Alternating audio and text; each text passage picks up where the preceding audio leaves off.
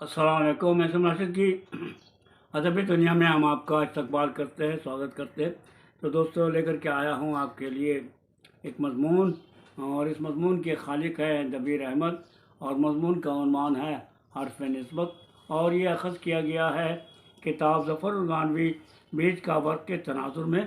मुरत्तिब है दबीर अहमद और इसकी कीमत है 400 रुपये, 400 रुपये हैं। तो आज आपके लिए चौथी किस्त पढ़ रहा हूँ। 3 किस्तें आपके लिए के सामने हाजिर कर चुका हूँ, ये चौथा किस्त लेकर के आया हूँ। मैं उम्मीद करता हूँ कि चूँकि बहुत बड़ा मजमून है, ये कम से कम 8-10 किस्त तक चलेगा। तो सुनते हैं हर्फ निस्बत और मजमून निगार जनाब दबीर अहमद।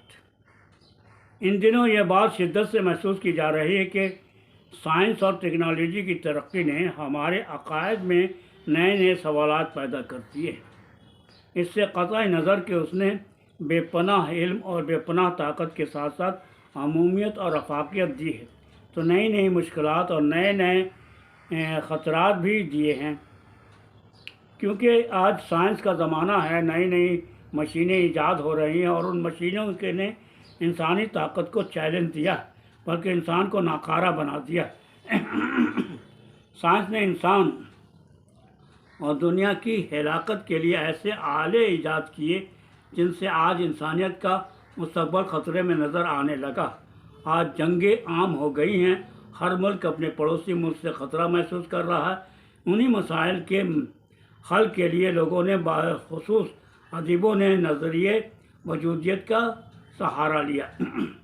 क्योंकि अब दुनियाएं इंसानियत को सिर्फ साइंस और इसकी टेक्नोलॉजी से महफूज नहीं रख सकते हैं, बल्कि बाज़ लोगों का तो इस पर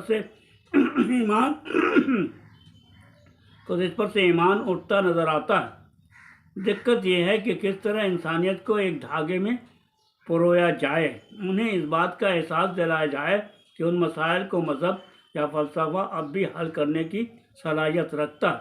उन्हीं जज्बों को इंसानों के दिलों में उतारने के लिए अदीबों ने जदीदियत का सहारा लिया। अपनी बात इस तरह इशारे, किनाए और अलामती अंदाज से करने की सही की कि इंसानियत और इंसान के दरमियान जो खलीज है उसे पूर किया जा सके। अगरचे ये हकीकत है कि इंसानियत की बका का इन्हिसार साइंस में भी है, मगर साइंस पर पूरा का पूरा इन्हिसार इंसानियत को तबाही के दहाने पर ले जा सकता है। साबका अदबी तहरीक से हमें जो तजुर्बा हासिल हुआ वो कुछ कम सबक आमोज़ नहीं है। लिहाजा साइंस के साथ अदब में भी हकीकत की तलाश के दो मुख्तलिफ रास्ते हैं। अगरचे दोनों के रास्ते मुख्तलिफ हैं, लेकिन मंजिल एक ही है, जैसा कि प्रोफेसर आल अहमद सरूर के ज़ेल के ख़यालात से ज़ाहिर होता है। जदीदियत सिर्फ इंसान की तन्हाई, उसकी एहसाब ज़दगी की दास्तान नहीं है। इसमें इंसानियत की अज़मत के तराने भी हैं।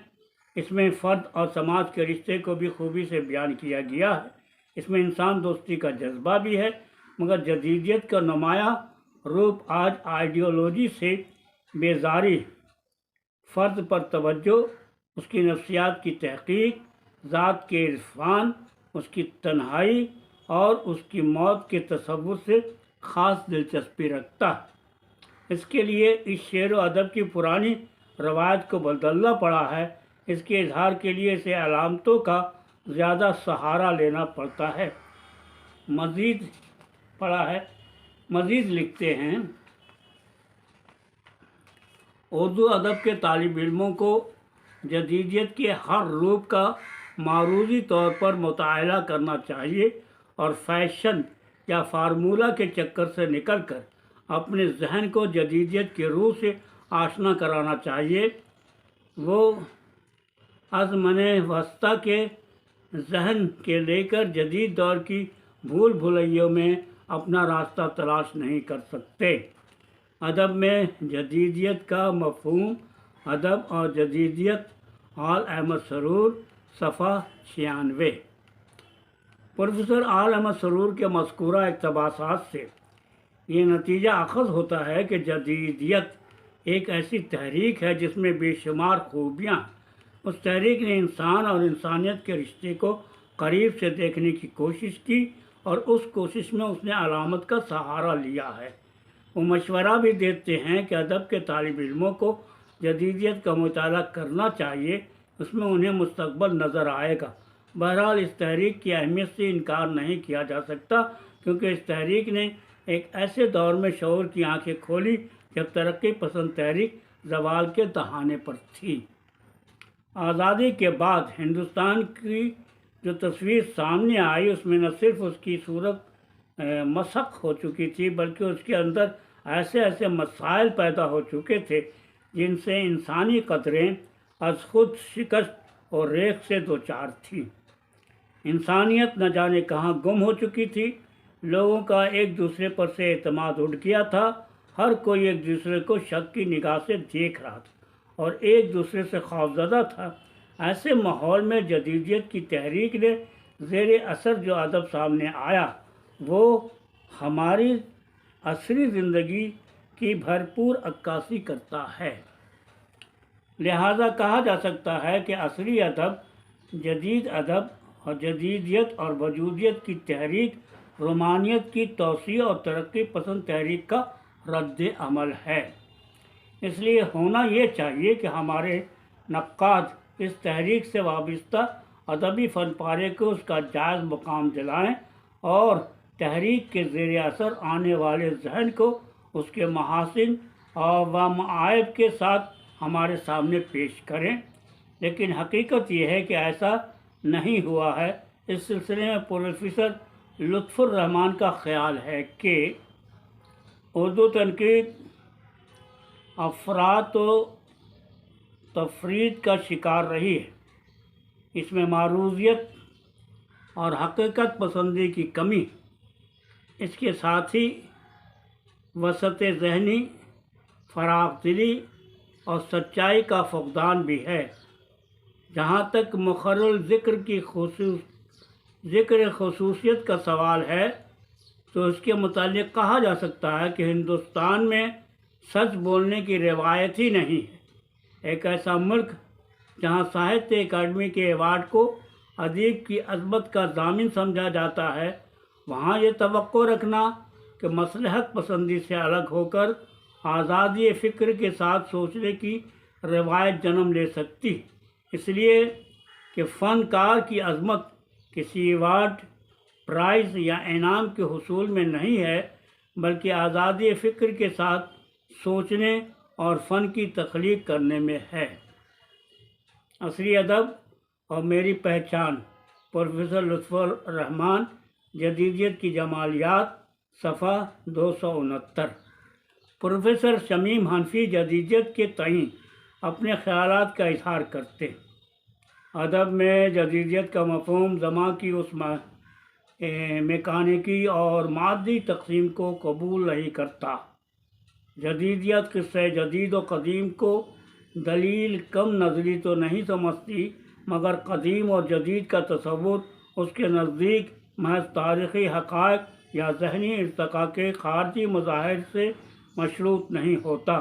اردو کے شعری روایت میں حالی اور آزاد سے لے کر اب تک یہ ذہنی غلط روی عام رہی ہے کہ شعر و فن کے سلسلے میں بھی 18ویں اور 19ویں صدی کی تہذیبی نظر ثانی کو جدید میلان کا نقش اولین تسلیم کر لیا گیا اور طرز احساس اور طرز اظہار کے جائے محض خیالات کی تبدیلیوں پر جدید شاعری کی عمارت کا پہلا پتھر رکھ دیا گیا۔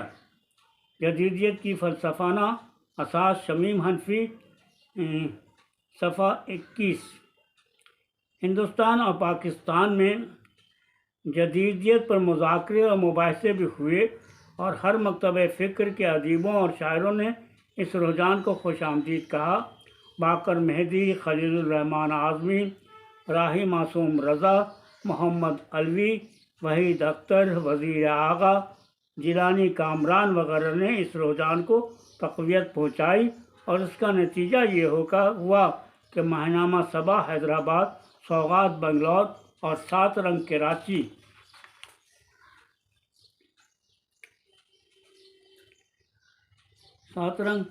کراچی، محور دہلی، سویرا لاہور وغیرہ میں ترقی پسند شاعری کے خلاف مضامین کا سلسلہ چلتا رہا 1955 ء کے آس پاس اردو ادب میں جدیدیت کا رجحان زور پکڑنے لگا۔ اس وقت اس رجحان کی تشہیر میں ماہنامہ شبخون الہ آباد، تلاش دہلی، جواز مالیگاؤں، تحریک دہلی، اوراق لاہور، تخلیق دہلی، سیپ کراچی، نئے چراغ کھنڈوا وغیرہ کے نام قابل ذکر ہیں۔ نئے ادب سے متاثر ہونے والے ادیبوں نے زبان کی جکڑ بندیوں کو توڑ کر ادب میں طبع آزمائی کی، محاورہ بندی سے خود کو الگ رکھا، نئی علامتوں کا استعمال کیا۔ چونکہ دنیا بارود کے ڈھیر پر بیٹھی ہوئی تھی، لہٰذا اس مسئلے کا حل ڈھونڈنا اب ادیبوں اور شاعروں نے سیکھ لیا تھا۔ سائنس کی روز افزوں ترقی نے انسان کو طرح طرح کی مصیبتوں میں قریب کر دیا تھا۔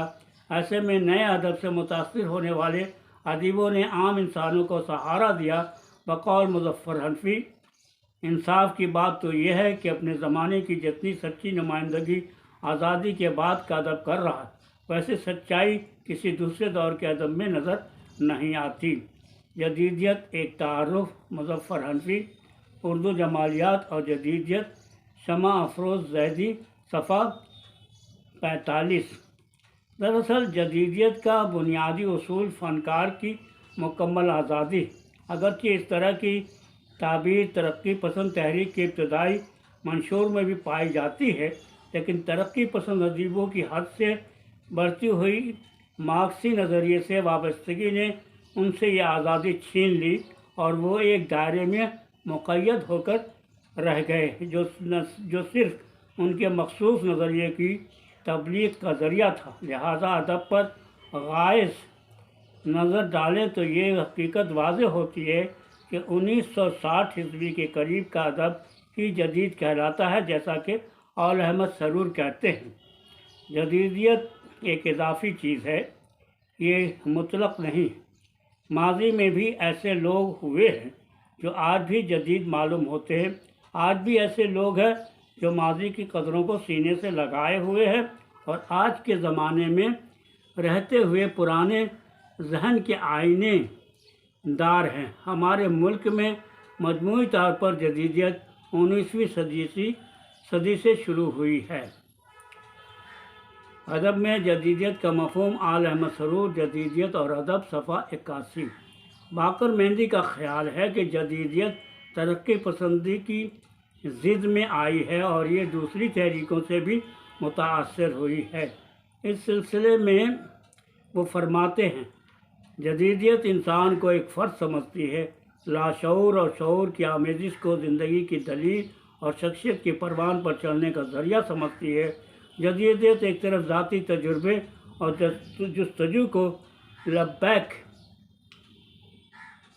کہتی ہے، وہ انسان کو خارجی حالات سے ٹکرانے پر اس لیے نہیں اکساتی کہ وہ ایک جیل سے نکل کر دوسری جیل میں چلا جائے، بلکہ سرکشی کو مفاہمت پر فوقیت دیتی ہے۔ وہ شہری کے رول اور شاعر کے منصب میں فرق کرتی ہے۔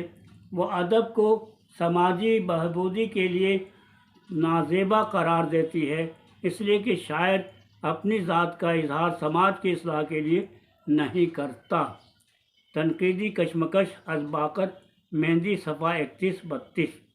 غرض جدیدیت چاہے موجودہ دور کے رد عمل کی ایک صورت ہو یا ترقی پسند کی ضد کی وجہ سے پیدا ہوئی ہو، لیکن یہ حقیقت اپنی جگہ مسلم ہے کہ جدیدیت تحریک نہ صحیح، ایک رجحان ہی صحیح، لیکن ایک طاقتور رجحان ہے۔